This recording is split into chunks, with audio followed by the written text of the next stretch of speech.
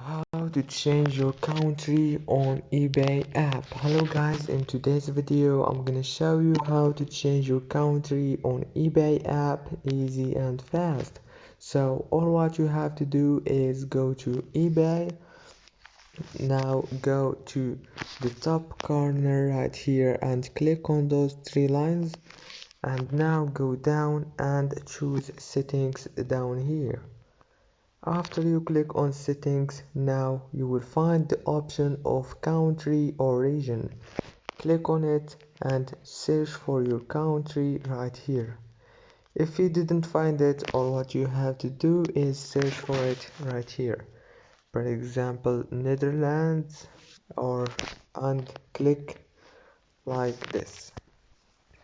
If this video was helpful, please don't forget to like and subscribe, and thank you so much for watching.